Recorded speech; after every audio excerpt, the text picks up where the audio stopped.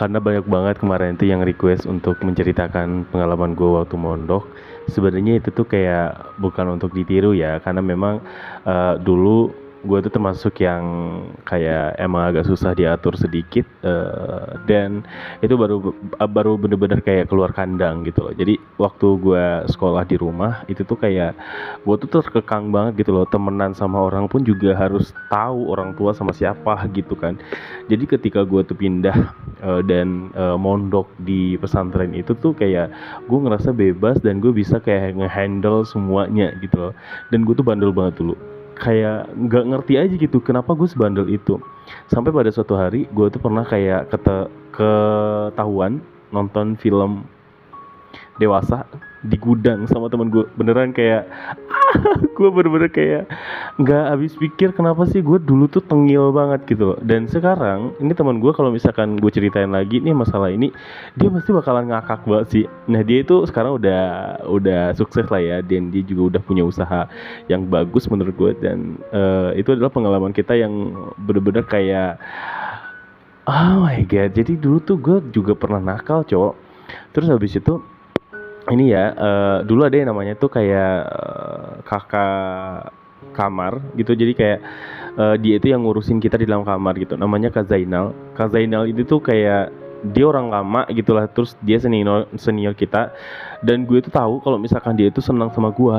Lu tahu nggak sih kayak, ah seriusan kalau misalkan dia itu bisa senang sama cowok juga? Karena menurut gue dia itu ganteng banget cok, kayak orang-orang alim pada umumnya gitu loh. Dan dan kalau misalkan dia punya pasangan pacar pun juga bakalan banyak sih yang mau sama dia karena seganteng itu kata. Tapi menurut gue kaget aja kalau misalkan ada teman-teman gue yang bilang kayak, Dede lu tau gak sih kalau misalkan Kang Zainal itu seneng sama lu gitu. Hah? Lu serius gitu kan?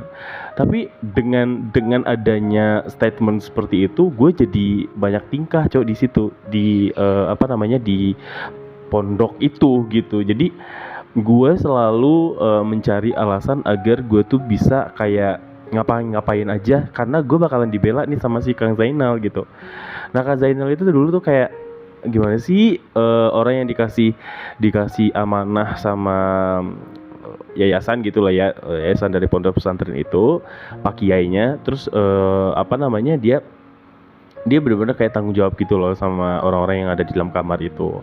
Terus juga apa namanya, ngaji, sholat malam, zikir dan segala macamnya. Itu tuh benar-benar kayak dia jagain kita banget gitu loh. Dan gue salut banget sama dia tuh, orangnya sabar banget gitu loh. Dan pada suatu hari gue pernah ngelihat dia tuh kayak lagi coli.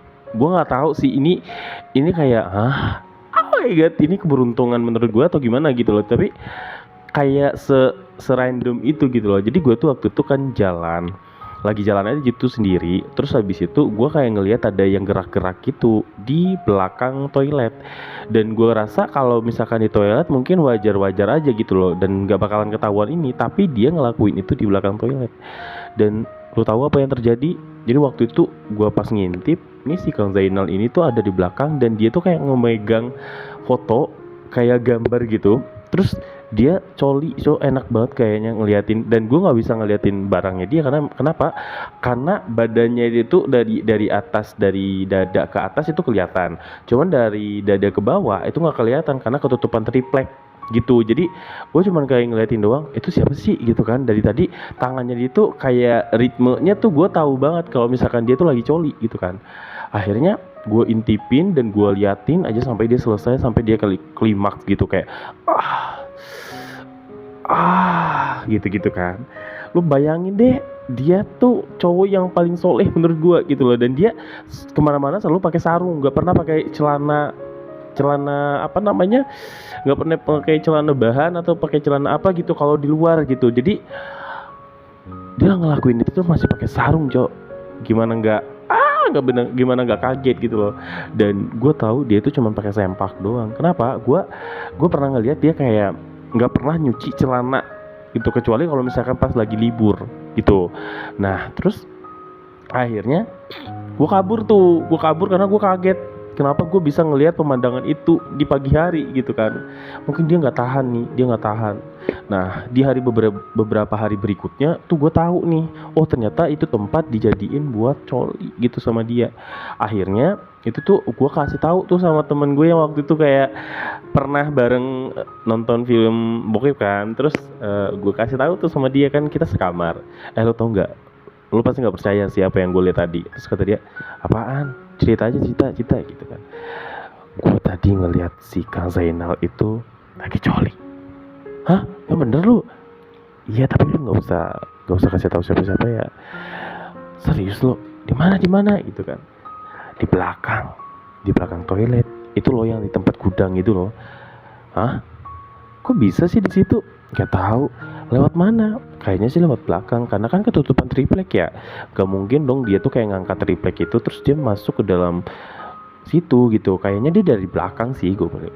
Terus kata dia, beruntung banget dong lo ngelihat barangnya dia. Gimana, gede nggak?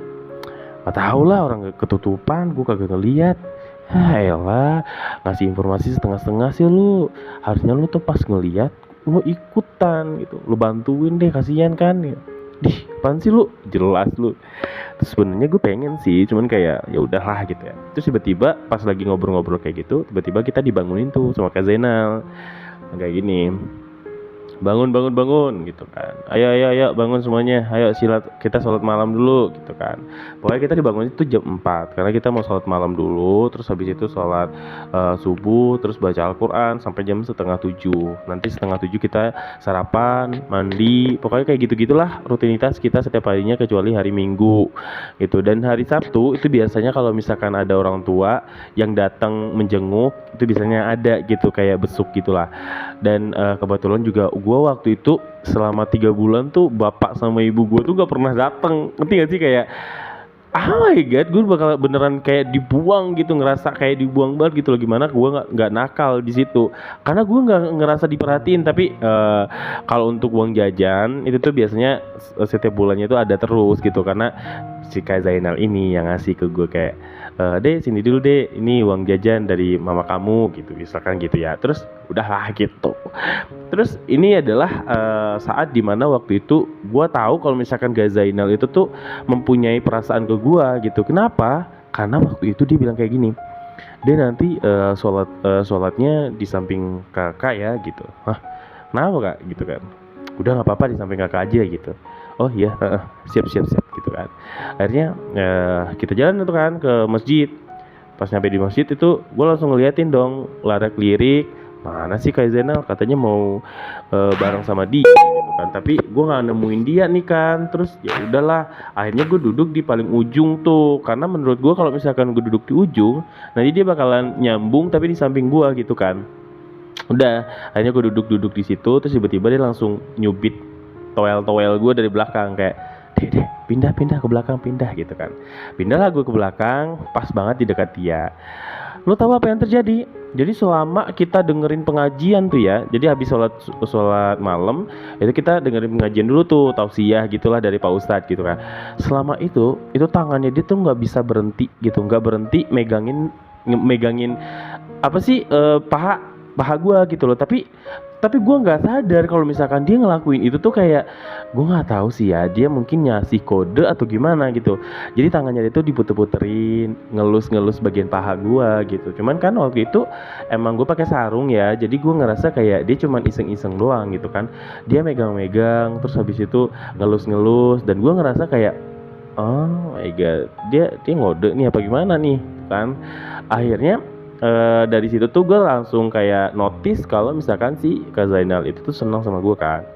Terus udah tuh kan, dari selesai kegiatan itu tuh dia langsung bilang kayak gini, nanti kamu mau mandi duluan gak gitu. Terus kata gue, ngantri kan biasanya gitu kan. Terus kata gue, biasanya sih ya kelas A, kelas B, kelas C itu kan kita gantian tuh mandinya kan ya. Terus kata dia, mau gak mandi duluan? Terus kata gue, nggak usah juga, gue nggak mau mandi duluan karena gue pengen tidur dulu sebentar gitu kan. Cuman dia bilang, udah kamu mandi duluan aja daripada kamu nungguin lama, nanti kalau kamu mandi duluan kita sarapan bareng gitu. Gue diajak sarapan bareng. Ya udah, akhirnya pada saat itu gue langsung mandi duluan tuh jam 6 cowok, gue langsung mandi duluan. Terus kata temen gue bilang kayak gini, tumben banget lu jam 6 mandi, biasanya lu jam setengah 7 atau jam 7. Dia nggak tahu aja ada iming-iming serapan gratis nih dari si Kak Zainal ini. Kalau lumayan, duit gue bisa gue tabung atau gue bisa beliin sesuatu yang lain gitu kan. Akhirnya gue selesai mandi tuh, gue cari tuh Kak Zainalnya. Dia lagi ada di kamarnya dia. Gue bilang kayak gini, Kak, aku udah mandi nih, ayo kita sarapan gitu kan. Terus dia, oh kamu udah kamu udah mandi gitu. Terus dia ngeliatin aku dari atas sampai bawah tuh kan. Iya nih udah selesai mandi kata dia. Cakep banget sih lu dek gitu. Dia sampai gemes banget, sampai kayak bibirnya tuh kayak cakep banget sih lu dek gitu. Terus kata gue, apa sih kak gitu, orang gue cowok gitu kan, gak boleh kayak gitu gitu. Iya beneran lu cakep tahu kata gitu. Sampai dia kayak refleks megangin tangan gua, kayak megangin jarinya gitu. Terus katanya, ayo kita ke kantin gitu, mau sarapan apa hari ini. Nah dari situ dekatlah gue sama si Kak Zainal ini. Nah dari situ juga si temen gue tuh jadi orang yang kayak langsung mengira-ngira. Dia langsung ngomong kayak gini, habis sarapan itu ya, habis sarapan gue langsung balik lagi ke kamar. Karena waktu itu ada jadwal beberapa jam gitu loh pelajaran gitu di sekolah. Terus temen gue lagi beres-beres buku kan, karena kita mau berangkat bareng ceritanya. Terus dia bilang kayak gini, nyenggol terus, jangan-jangan lu udah pacaran ya sama Kak Zainal kata gitu. Apaan sih lu, tiba-tiba lu ngomong kayak gitu, gak mungkin lah. Apaan sih, gak jelas. Gue liatin lu, perhatiin lu sekarang kayaknya deket banget sama Kak Zainal. Tadi aja sholat bareng, terus habis itu mandi lu lebih dulu, sarapan lagi berdua. Gue lihat lu tadi tumben banget lu gak ke kantin, gak ngajakin gue gitu kata si teman gue ini. Terus gue bilang gini, ya lagian gue ditraktir ya, gue mau lah. Lagian lu kalau misalkan lu mau sarapan juga tadi, kenapa lu tidur? Ayo bareng dong sama gue biar gue ditraktir. Mau nggak ditraktir? Besok katanya mau ditraktir lagi. Terus kata dia, mau dong, bilang dong sama Kak Zainal gue juga mau ditraktir gitu. Ya udah kalau gitu, gue bilang ya. Akhirnya gue bilang tuh dengan polosnya gue bilang kayak gini, Kak, itu temen aku katanya mau ditraktir juga sarapan gitu Kak. Terus kata dia, oh mau juga tapi besok ya. Ya iyalah namanya juga sarapan Kak gitu kan. Ya udah besok ya gitu kata dia. Terus akhirnya, ya gimana tugasnya hari ini, apa aja tugasnya gitu kan. Pokoknya ditanyain, terus jangan lupa dikerjain, jangan main-main. Terus ntar sore kata dia, ntar sore kakak sama kakak kelas yang lain tuh pada main bola, kamu nonton ya gitu. Diundang tuh nonton. Biasa gue paling males banget sih kayak gimana sih, kayak ada orang yang main bola nih, tapi kakak-kakak tingkat kita, senior kita gitu pada nonton, pada ngeliatin gitu ya, teman-teman yang lain. Tapi gue tuh paling nggak bisa, paling males gitu loh nongkrong gak jelas kayak gitu. Terus akhirnya karena dia ngomong kayak gitu, akhirnya gue mau. Kata dia, nanti kalau habis main bola kamu nonton, kita beli es bareng gitu. Karena zaman dulu, ini dengerin ya, zaman dulu ini jajan 5.000 itu tuh udah gede banget menurut gue. Beneran, gue tuh dikasih jajan tuh kayak, ini satu hari 5.000 nih, misalkan satu hari 5.000, karena satu bulan itu diakumulasiin, gue dapat jajan itu 300.000 gitu. Itu khusus untuk jajan aja. Terus belum lagi untuk makan. Kalau makan kan udah biaya include dari pondok pesantren ya. Jadi kayak ya udah gue nggak mikirin biaya makan gitu. Terus apalagi ya kalau misalkan kita beli sesuatu hal, kalau emang ada uang kita beli, kalau enggak ya kita tahan gitulah. Nah karena dia itu baik banget sama gue, sampai beberapa kali dia traktir, akhirnya kan kekumpul dong duit gue gitu kan. Nah terus lumayan agak lama tuh dekat sama dia, karena gue nggak tahu ternyata tujuan dia dekat sama gue itu adalah dia pengen sesuatu dari gue. Jadi waktu itu pas malam-malam dia tuh ngode kayak, deh kamu udah tidur deh gitu kan. Gue lagi tidur tuh, lampu udah dimatiin, terus teman gue juga udah tidur, udah ngorok. Tuh kalau nggak salah jam 10:30 malam. Dia langsung kayak, deh kamu udah tidur deh. Dia ngebisikin ke telinga. Kan tempat tidurnya itu tuh kayak gimana sih, bertingkat gitu loh. Aku tuh di tingkat yang kedua. Nah teman aku tuh ada yang di atas sama ada yang di bawah. Jadi ada 3 tingkat gitu loh. Nah terus dia tuh rela naik ke tangga yang kedua. Terus dia langsung bisikin aku, kamu udah tidur belum dek? Kaget dong, astagfirullahaladzim, Kak Zainal ngapain? Aku bilang kayak gitu kan. Karena emang tempat tidurnya kecil. Jadi kalau misalkan untuk 2 orang, badan kita tuh kayak nggak muat gitulah. Akhirnya diam-diam aja, nggak usah banyak suara gitu kan.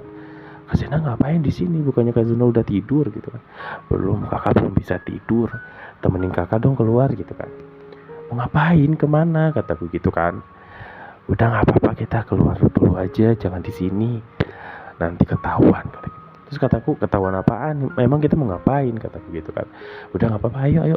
Akhirnya dengan polosnya gue ikut tuh. Gue ngerasa kayak gue bakalan ditraktir lagi nih, atau gue bakalan dikasih apa lagi nih gitu kan, karena dia baik banget. Datang lah itu kan, gue ujuk-ujuk ikutin dia, sek ujuk. Sepi banget di luar, udah nggak ada siapa-siapa. Lu tahu apa yang terjadi? Dia ngajak gue ke toilet. Malam-malam gue diajak ke toilet, cok. Kata dia, bentar, ada orang nggak tadi ngeliatin kita? Enggak. Lagi mau ngapain sih ke toilet, bau tau kak? Gue bilang gitu kan. Terus kata dia, lu gimana ya dek, kakak udah nggak kuat ini, kata dia gitu. Ngapain, kata gue gitu. Aduh beneran nih kakak nggak kuat, kata gitu. Iya nggak kuat apaan, sakit, kakak sakit, aku bilang gitu. Udah kamu nggak usah banyak ngomong deh, ayo kita masuk gitu kan. Masuk ke toilet tuh, dia langsung tutup, dia langsung bilang kayak gini, kakak pengen di SP-in sama kamu, boleh nggak? Hah? Apain kak? Aku bilang gitu. Ayo dong, aduh kakak udah pengen banget ini, katanya gitu. Terus gue bilang kayak gini, tapi gue dikasih duit gak? Gue bilang kayak gitu kan. Gue langsung kayak, gak bisa dong kalau dikasih gratis doang, gue gak mau, capek gitu kan. Terus kata dia, udah deh ntar kamu mau duit berapa, nanti kakak kasih, kata gitu. Kakak biaya apa, kakak kasih kamu duit, terus juga kakak jajanin deh kamu selama seminggu gitu. Dia ngomong kayak gitu kan. Gue langsung mikir dong, wow, selama seminggu gue minta jajan sama dia, uang gue utuh dong. Gue mau dong cerita waktu itu. Akhirnya dia kayak sarungnya diangkat sama dia, dan di bawahnya itu udah tegak menjulang karena dia udah sange banget dong. Terus gue bilang kayak gini, astagfirullahaladzim, gue langsung kaget. Terus gue bilang kayak gini, kagak pakai sempak, gue bilang gitu. Terus kata dia, udah buruan gitu kan.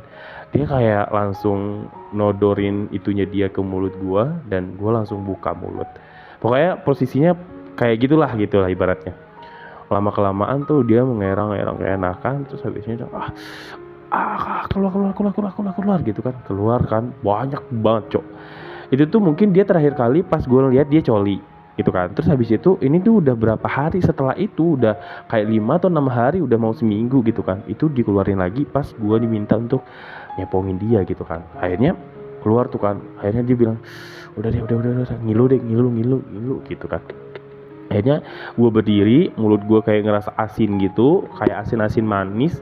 Pokoknya gitu lah, gue muntahin tuh, gitu gue muntahin. Akhirnya gue kumur, keluarlah satu-satu dari toilet. Pas mau keluar, ini Kak Izanel ini dia tuh duluan, dia curang banget sih. Dia duluan keluarnya, cowok. Dia keluar duluan. Terus habis itu gak lama kemudian baru dia bilang kayak, nanti kamu jangan keluar bareng sama kakak ya. Kamu nanti aja, kalau kakak udah keluar agak 2 menit atau 3 menitan baru kamu keluar. Keluarlah dia tuh kan. Terus gak lama kemudian gue keluar juga tuh.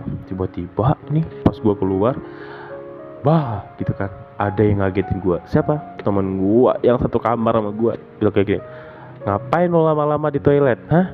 Ayo, sama siapa lo di toilet? Shhh, bisik gua sih lu. Ngapain lu kesini? Lu sama siapa di toilet? Tadi gua denger ada suara di dalam. Tapi pas gua lihat lagi, lu sendiri. Iya, gua sendiri.